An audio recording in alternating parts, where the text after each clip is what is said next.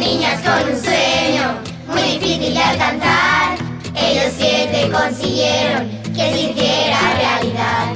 Llegamos con ilusiones y ganas de disfrutar, y después de la fonteta todo iba a comenzar. Y en Canal empieza a desfilar presentaciones y otros actos más, y juntos con las mayores nuestras ilusiones nunca se van a acabar.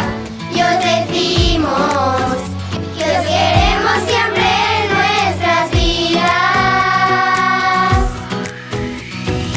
Vidas desde familias unidas, es un regalo de la vida, nada nos va a separar. Y sienten que aunque esa experiencia termina, sigue quedando la alegría de ese año tan especial.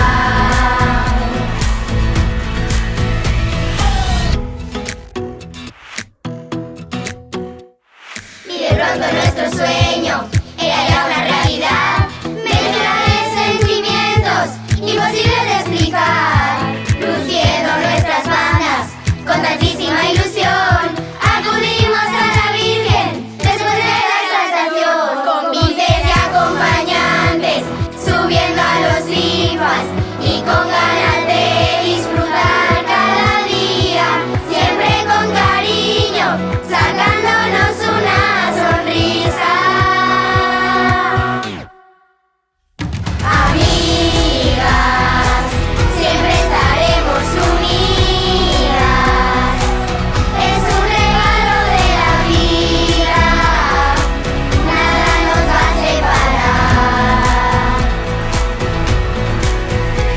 Y sienten que aunque esta experiencia termina, sigue quedando la alegría de este año tan especial.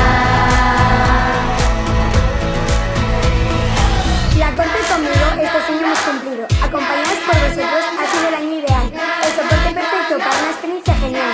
Y siento que el latido de las fallas no tiene final. Cada momento ha sido especial. Ese latido que sin cada uno de vosotros no tendría sentido. Y las 13 conviviendo con toda nuestra ilusión, uniendo nuestras fuerzas por unas fallas mejor. Día a día hemos crecido por una misma pasión.